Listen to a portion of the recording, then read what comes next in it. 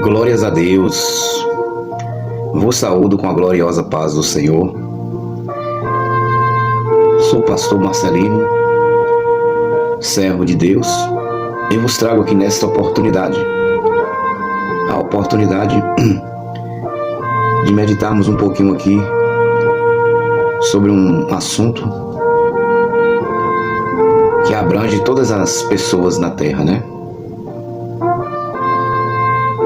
O viver segundo o Espírito. Amém?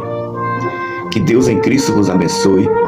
Peço licença para entrar em seu lar e que a paz de Cristo esteja reinando sobre a tua vida. Para isso nós vamos aqui usar um texto do apóstolo Paulo que se encontra em Romanos capítulo de número 8. Romanos 8, verso de número 14. Porque todos os que são guiados pelo Espírito de Deus, estes são filhos de Deus. Porque todos os que são guiados pelo Espírito de Deus, esses são filhos de Deus. Aí nisso a gente já percebe que há uma diferença entre ser ou não ser filho de Deus, né? A Bíblia vai dizer, queridos, que a luz veio ao mundo, mas os homens amaram mais as trevas do que a luz. O apóstolo Paulo, ele traz nesse capítulo de número 8 algumas considerações para aqueles cristãos novos que ia começar a sua vida espiritual. E para isso eles teriam que despojar da antiga bagagem. Ele começa iniciando o capítulo número 8 falando sobre uma condenação que é feita pela carne de quem anda segundo a carne. E durante todo esse texto ele fala sobre agradar e desagradar a Deus. Nem todos são filhos de Deus. Há um ditado no mundo que todos são filhos de Deus. A Bíblia não diz isso. A Bíblia diz que as criaturas, elas só podem se tornar filhos de Deus quando elas receberem o Senhor Jesus e este passar a viver em suas vidas. E Paulo fala isso também aqui, o viver no Espírito. Nós que somos pais, nós temos a obrigação e o dever de ensinar, educar, corrigir os nossos filhos, para que eles não se percam.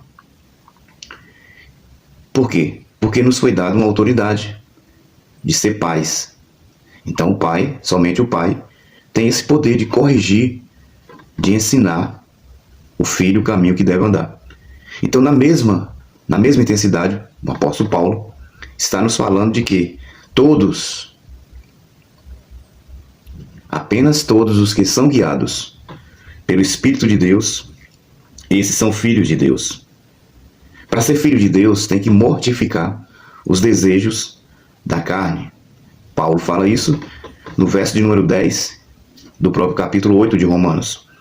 E se Cristo está em vós, o corpo, na verdade, está morto por causa do pecado, mas o Espírito vive por causa da justiça. Uma pessoa pode passar muito tempo indo em um templo, ela pode participar juntamente de alguma programação daquela igreja, ela pode ser batizada, porém, se ela não estiver em ligação com o Espírito da lei, do Espírito de Deus, essa pessoa está perdida. Por quê? Porque a partir do momento que uma pessoa ela recebe o Espírito de Deus, há uma grande luta entre si. O apóstolo Paulo fala isso em Gálatas, capítulo de número 5, onde ali há uma guerra espiritual da carne contra o Espírito. Vamos lembrar? Gálatas, capítulo de número 5 e o verso 17. Porque a carne cobiça contra o Espírito, e o Espírito contra a carne. E estes opõem um ao outro, para que não façais o que quereis. Há uma guerra entre as duas naturezas, a antiga, aquela que se satisfazia com os desejos da carne em satisfazer, e agora passa a ter uma mudança de pensamento, uma mudança de atitude, e por isso agora tem uma guerra.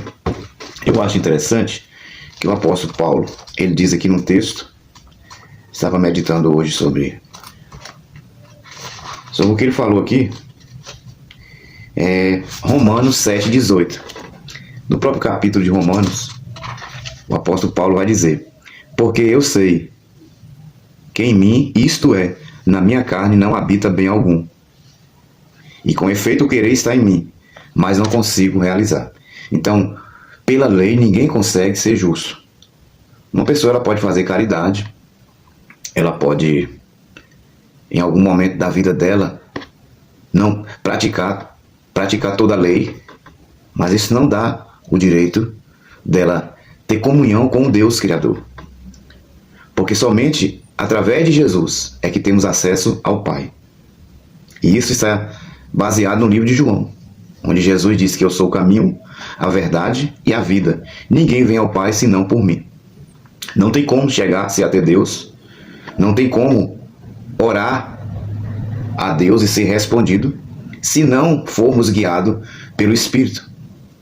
O Espírito tem que habitar nesse templo de carne para que o próprio Espírito ele sonde a mente desta pessoa que tem o Espírito para que chegue até Deus as suas orações. E até mesmo o apóstolo Paulo fala que nós não sabemos como orar, nós que temos o Espírito. Mas o Espírito com gemidos inexprimíveis, né, prescuta o interior. Então Deus sonda através do Espírito. Para Deus responder uma oração, é preciso o Espírito deste estar ligado com o Espírito de Deus, para que assim Deus possa sondar as intenções do coração. Então o apóstolo Paulo está nos falando que se alguém está com o Espírito de Deus, o corpo que outrora era corpo do pecado, satisfazia nas orgias, nas bebedices, glutonarias, fanfarrice, dissoluções, prostituições, adultérios.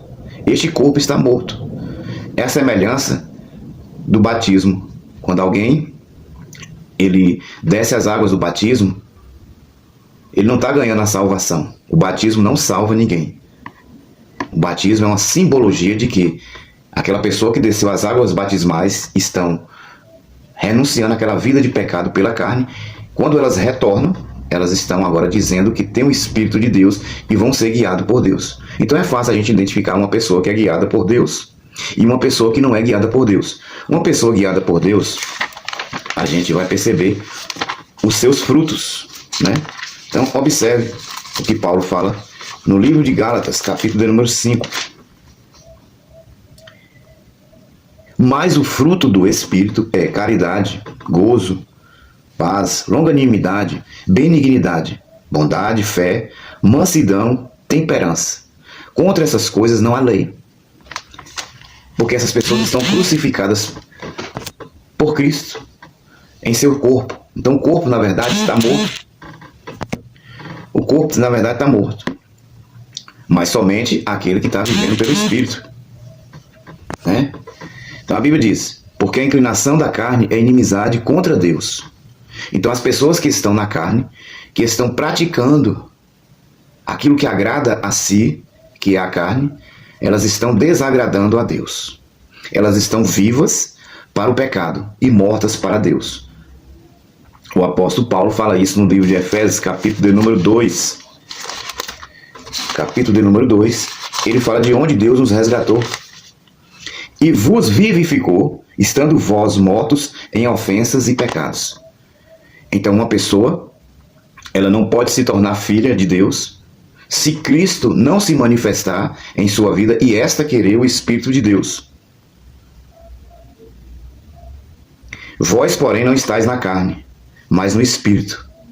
Se é que o Espírito de Deus habita em vós. Nem todo mundo, amados, tem o Espírito de Deus. Por isso que muitas vezes as pessoas se decepcionam, se enganam com as pessoas facilmente, né? Mas fulana, cicrano. Não, irmãos. Nós devemos atentar para a lei perfeita da palavra. Temos que olhar pela palavra e ver se aquela pessoa ela anda em conformidade com a palavra. Está no templo, cantando, orando, sendo alguma coisa lá dentro, isso não significa que você vai produzir fruto. Os frutos são produzidos à medida que nós damos lugar a ele. E é visível. Eu li há pouco instante os frutos do Espírito. Bondade, benignidade. Uma pessoa boa, ela não fala mal do outro. Uma pessoa boa, ela suporta a dificuldade do outro. Ela tem paciência, consigue com os outros. Ela não mente, ela não rouba. Nada disso. Por quê? Porque ela é uma pessoa boa? Porque Deus se agradou dela? Não. Porque ela é guiada pelo Espírito de Deus.